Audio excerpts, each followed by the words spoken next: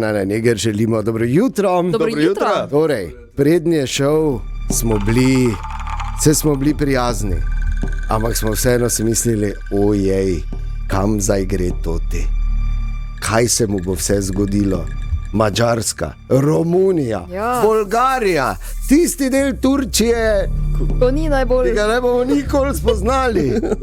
Ali bo toti sploh prišel do Istanbula, ko gre tja z biciklom v super namen, seveda, zato da bi opozoril na krasen program Zveze prijateljev mladine Omogočimo sanje.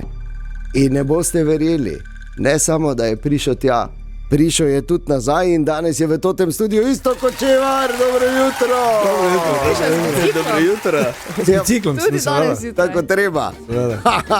Ok, Iztok, zdaj pa je toliko enih vprašanj, ampak najprej čestitke in lepo, da si spet nazaj, lepo te je spet uvideti v tvoje Mariboru, ne? Ja, hvala. Meni je tudi lepo, da si spet nazaj. Ja. Nekako lajšan si, ko priješ nazaj, pa ko je vse za tabo, malo je vseeno pritisk, priti ali ne priti, ni bilo sicer vprašanje, ampak vedno se lahko kaj zalomi, čeprav o tem nismo razmišljali. Ampak kolikokrat vmes, tako čisti iskreno, ko je bilo najhujše, si pomislil, pa marš. Točno to. Zakaj mi je tega treba? Ja. Čisti iskreno moram priznati, da tako ni bilo nikoli. Res? Ja, res. Bi rekel, bi povedal, pa ni bilo. Prav. Ni bilo nikoli tako težko. Takrat vem, ko je deževalo, te sem tako razmišljal, kako bi bilo zdaj fajn na kavču sedeti pa kavico piti. Da pa ne bi bil tam, pa nisem razmišljal. Res nekako, makar je bilo kar nekajkrat deževno, pa hladno, pa pihal je veter, pa tako, ampak ni bilo tako. Ok, pa si vsaj parkrat rekel, ja bravo Iztok, res imaš super ideje, res super Iztok, bravo. Ti si taki kralj, ti si moj kralj sveta. Ja, fenomenalna ideja, coin od konja, coin. Ne, niti ne. Okay, tako si mi to predstavljamo, ker absolutno nimamo pojma. Pa isto rad kolesari, veš? Ja, absolutno. Ja, če ne bi rad kolesaril, ne bi prišel s biciklom do Istanbula v 10 dneh. Ampak povej, prosim, zdaj grem, toliko je enih stvari, ki so odprte, gremo malo skozi. Najprej, seveda, začetek je bil super. Ogromno ljudi je prišlo. Super, ja. In ste začeli. Ja. In ok, zdaj pol do Lentija se zdi še ok, zdaj če bi se res zraven spravo, da bi še mogoče nekako se prikoto. Samo pol se pa je začelo. Ne? Ja, tako je bilo. Res je bilo fino tisti ponedeljek, bilo je več ljudi, kot smo pričakovali. Ogromnih je bilo na kolesih, kolesarjev takšnih, drugačnih. Nekako smo si zadali, da se po mestu peljemo vsi skupaj, pa po Lentu, pa čez Melje do Malečenskega mosta. Tam smo pač nekako rekel, da bomo štartali, ker pač moramo do teme priti v Lenti. No, tam se je začelo, v tisti Malečniški klanec. Ki je res lep, ne? Lep, ja. Takrat moraš imeti drugo tam se je nekako začela selekcija kot na pravi dirki, tam smo štartali. Pol pa moram reči, bilo je enih par kolesarjev, športnih zraven, bil sem kar presenečen, kdo je vse prišel. In pol je začelo leteti. In pol je letelo 40-45 na uro. Ojej. V Lentiju smo bili iz Maribora v 2 urah 45. Kaj si ti, Lor? Ja, 11 nas je bilo, tam še nekje skoraj do meje. Pol nas je 8 ostalo, 8 nas je prišlo v Lenti. Praktično pol ure prej, kot sem jaz načrtoval, ker je to res bila prava dirka, ampak bilo je tako fajn. Tako fajn bi rekel, ja. No, super je bilo. Jaz bi sicer rekel, ne, ok, hvala Bogu, samo da je bilo fajn. Oni so se verjetno vrnili, ker osebne niso imeli.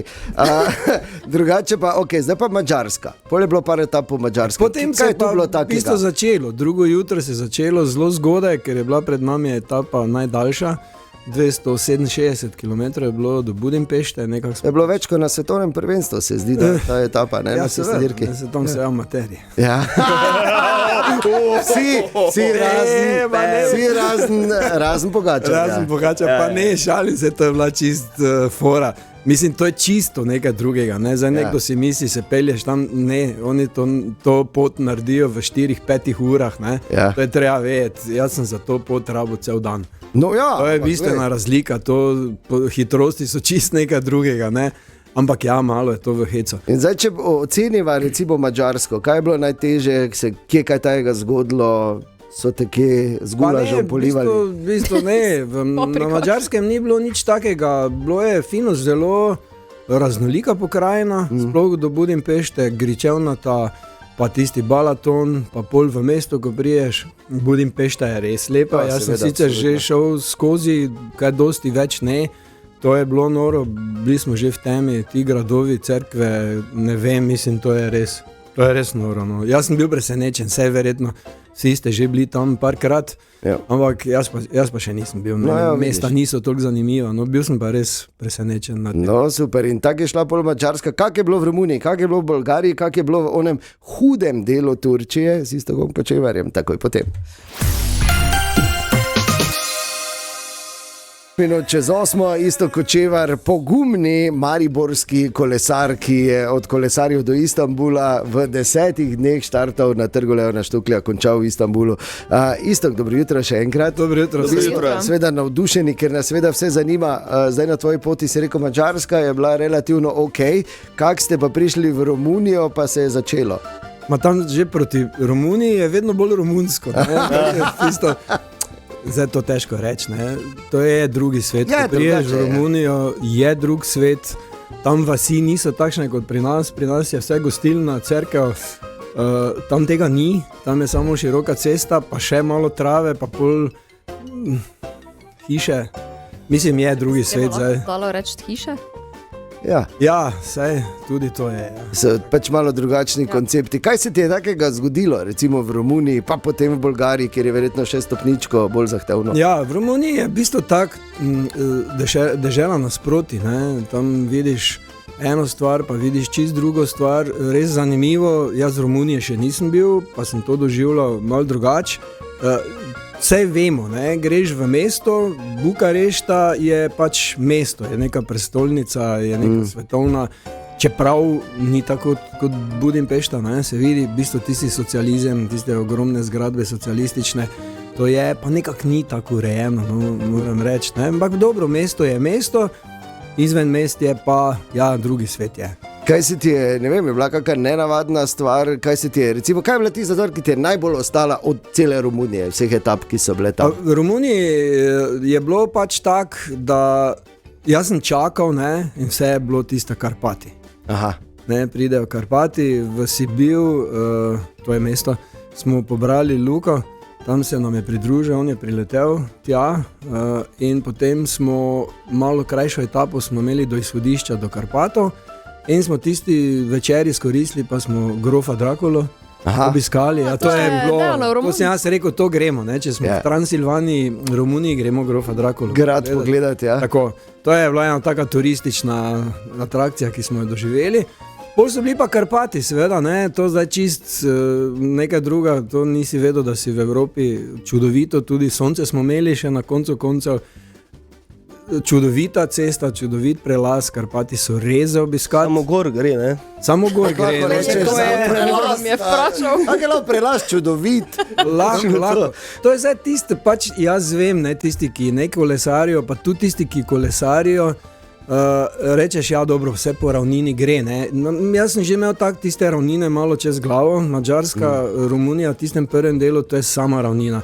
Če povem samo tak, za tiste, ki kolesarijo, v 260 km narediš 600 metrov višinskih. To ni nič. Ne, to ni nič, to je še manj. Najvišji vzpon je bil tisti viadukt čez avtocesto ali pa čez železnico, če je bilo.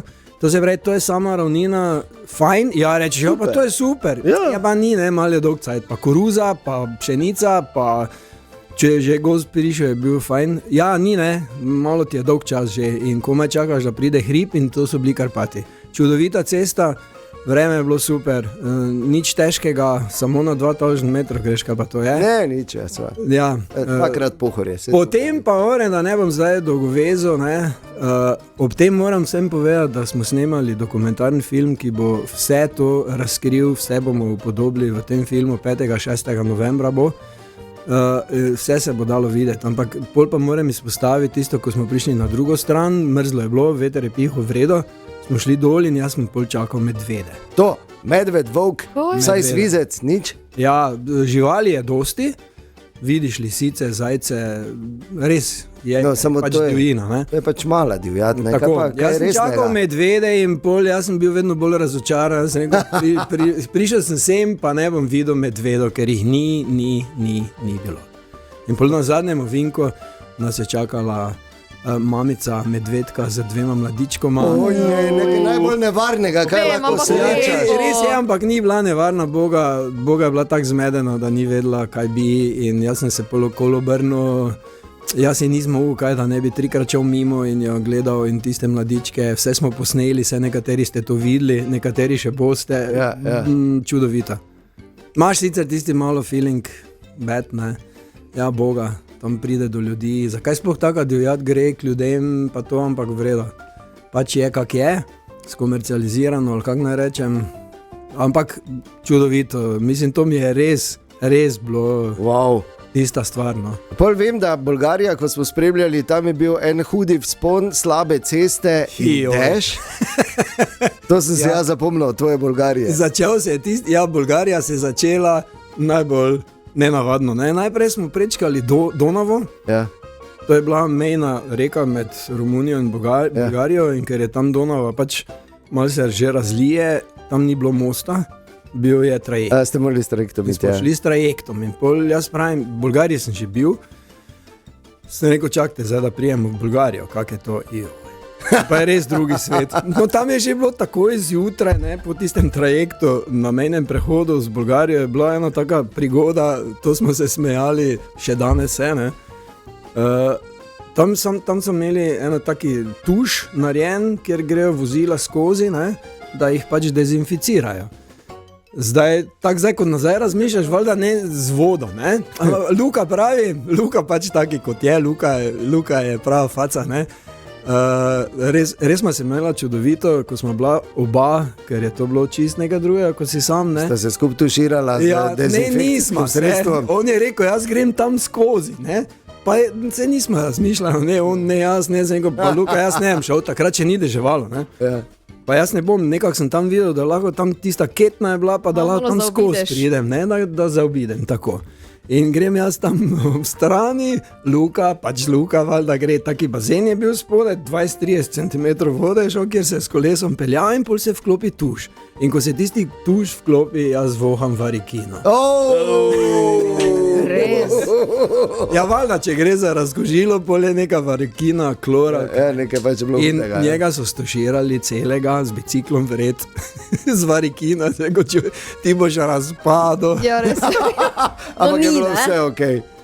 Ja, ne vem, potem je začelo deževati, ne, jaz verjetno mislim, da zaradi tega, da so Luke dejansko oprali, ne. Tako da, torej, če je bilo samo mehko blato, smo dobro skozi prišli. To je bila taka cvetka, ne, takoj, ko smo prišli v Bolgarijo, je bila ta varikina. Pol je bila seveda tudi ta meja, ne, je bilo kar doživetje, ne, s to kontroli. Ja, da se na tisti meji v bistvu ni bilo nič, kaj takega še, to je bilo kasneje.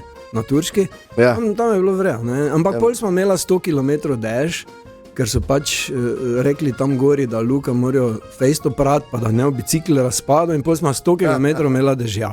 Ja, super. In pol sta nekako se pregrizla skozi, prišla v Turčijo, čez turško mejo, tudi to sem slišal številne zgodbe in tudi ti si dobro razložil to naših javljenih. In pol čez tisti divji del Turčije, čeprav verjetno ni nič primerjavi s prometom, ko priješ v Istanbul, ne? Ja, tisto je pa bilo, zdaj, če tisto ni bilo nič posebnega. Tam Turčija zaznamoval strašen veter.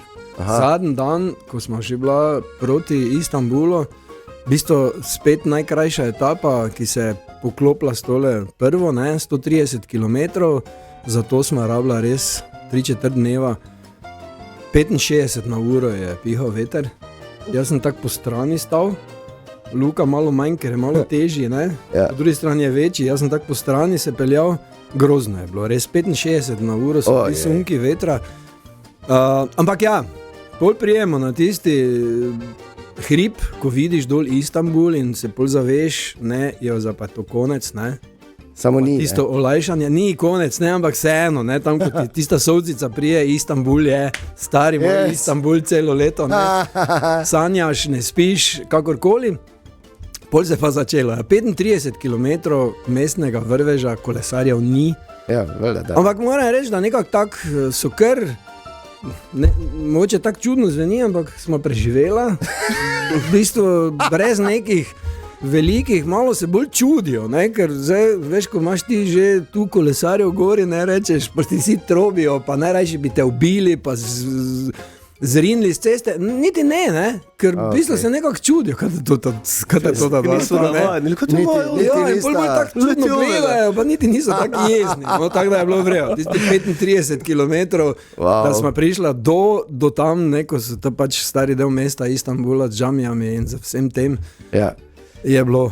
Ja, super. In mi smo veseli, čakali, da boš javil, da si prišel v enem kosu in potem to tudi doživeli. Zdaj, kot smo rekli, v začetku novembra bo seveda tudi dokumentarni film, na katerega pridemo. In bomo tudi povedali pravi čas, ki je in vsi kdaj. morate priti, ne? In tako, in do takrat pa še vedno poteka, ker je osnovni namen bil zbiranje sredstev za program Omogočimo sanje Zveze prijateljev mladine za nadaljene otroke iz socialno ogroženih okolij. In do takrat še traja, še lahko pošljete Sanje 10 na 1919. Tako. Tako. In tako da prosim, isto k tebi pa še enkrat, klobuk dol, vsaka čast. Vem, da ti ne da miru in da bomo kmalu se verjetno pogovarjali v naslednjem letu o novem projektu, pa nič ne reči. Jaz sem imel neki občutek in še enkrat... Samo drugo leto greš zraven. Ja, ne.